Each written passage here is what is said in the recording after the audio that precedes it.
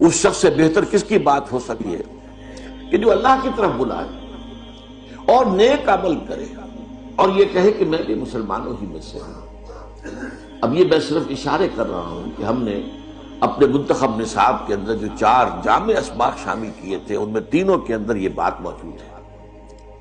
یہ جو ہے در حقیقت اس میں اصل جو جذبہ کار فرما ہونا چاہیے، یہ ہمارا جو تنظیم اسلامی کا یہ جو قرارداد تاسیس ہے، پھر اس کی جو تشریحات ہیں ان میں موجود ہے کہ اس میں جذبہ ہونا چاہیے نصح کا، خیر خواہی کا، اپنے بھائی کی بھلائی، اس کی خیر خواہی، اس کی عاقبت کو بچانا اور سنوارنا تاکہ اس کی ابدی زندگی جو ہے بہتر ہو جائے۔ اس میں کوئی اپنے نام و نمود کا جذبہ اگر آ گیا تو نتیجہ زیرو ہو جائے۔ اگر اپنی شخصیت کی دھوس جمانے کا کوئی مقصد شامل ہو گیا تو زیرو ہو جائے گا، بلکہ یہ کہ برعکس ہوگا، اس کا رد عمل جو ہے وہ اس کے مخالف ہوگا۔ خیر خواہی، الدین والنصیحہ، وہ نصیحہ جو ہے اس کے بارے میں آپ کو معلوم، للہ ولکتابہ ولرسولہ ولائمۃ المسلمین وعامتہ، عام مسلمانوں کے لیے نصح و خیر خواہی، قوا انفسکم واہلیکم نارا،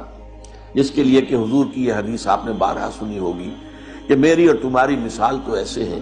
جیسے آگ کا ایک گڑھا ہے، تم اس میں گر پڑنا چاہتے ہو اور میں تمہارے کپڑے پکڑ پکڑ کر گھسیٹ رہا ہوں۔ یہ کیفیت ہے اصل میں کہ آگ سے بچانا، دوزخ سے بچانا، اللہ کی ناراضگی سے بچانا، عاقبت کی بربادی سے بچانا، یہ اس ایمان کی بنیاد سے، ایمان کی گٹھلی سے جو دعوت کا شجر پیدا ہوگا، اس کا جو اصل جو اس کا موٹیویٹنگ فورس ہوگی وہ ہوگی لوگوں کی خیر خواہی۔ دوسرا کھاتا جو ہے وہ ہے معمور من اللہ ہو کر اللہ کی دعوت کرنا۔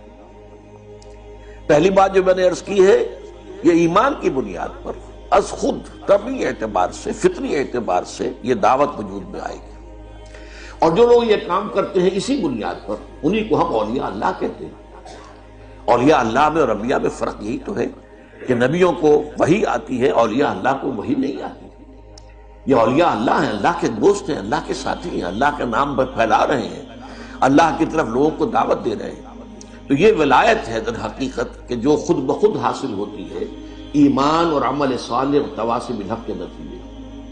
لیکن دوسرا کھاتا ہے معمور من اللہ ہو کر، یہ ہے نبوت اور رسالت کا کھاتا۔ اللہ جنہیں چن لیتا ہے اور ان کو معمور کر دیتا ہے اس بات پر کہ تمہیں میری طرف لوگوں کو بلانا ہے، تمہیں حق کی دعوت دینی ہے، تمہیں لوگوں پر اتمام حجت کر دینی ہے۔ اس معاملے میں بھی انبیاء کرام کا بھی رول ہے، خاص طور پر رسولوں کا رول جو ہے بڑا فیصلہ کن ہوتا ہے۔ نبی جو ہیں وہ عام طور پر اولیاء اللہ ہی کے انداز کی شخصیتیں ہوتی ہیں، سوائے اس فرق کے کہ انہیں وحی آتی ہے، لیکن رسول آتا ہے دعوے کے ساتھ، مجھے اللہ نے بھیجا ہے، میں معمور من اللہ ہوں، اور نہ صرف یہ کہ تم اللہ کی بندگی اختیار کرو بلکہ میری اطاعت کرو۔ یہ ایک خاص رول ہے کہ جو رسولوں کا ہے۔ اب آپ کو معلوم ہے کہ نبیوں اور رسولوں کا سلسلہ جو ہے محمد رسول اللہ صلی اللہ علیہ وسلم پر ختم ہو چکا۔ اب یہ کام کس کا ہے؟ یہ معموریت من اللہ جو ہے، اللہ کی طرف سے معمور ہونے کا منصب امت محمد صلی اللہ علیہ وسلم کو بحیثیت مجموعی حاصل ہے۔ یہ رسالت محمدی کا تسلسل ہے کہ یہ دعوت جو ہے اسی طور سے جاری رہے، اسی طرح پھیلے، اسی طرح خلق خدا تک اللہ کا پیغام پہنچتا رہے۔ یہ در حقیقت رسالت محمدی صلی اللہ علیہ وسلم کا تسلسل ہے۔ اس اعتبار سے غور کیجئے تو ہمارے ہی منتخب نصاب میں شہادت علی الناس کا تصور سامنے آتا ہے، لوگوں پر اتمام حجت کر دینا۔ چنانچہ امت مسلمہ کی جو غرض تاسیس بیان کی گئی، وَكَذَلِكَ جَعَلْنَاكُمْ أُمَّةً وَسَطًا لِتَكُونُوا شُهَدَاءَ عَلَى النَّاسِ وَيَكُونَ الرَّسُولُ عَلَيْكُمْ شَهِيدًا، تمہیں ہم نے ایک امت بنایا اس لیے، اور یہ امت وسط کی امت ہے، بہترین امت ہے، درمیانی امت ہے، یا جیسا کہ میں سورہ حج کے درس میں واضح کرتا ہوں، یہ درمیانی لنک ہے۔ اللہ سے آیا رسول کے پاس، رسول نے دیا امت کو، اب یہ امت آگے پھیلائے گی، تو یہ لنک بن گئی ہے رسول کے اور عام لوگوں کے مابین۔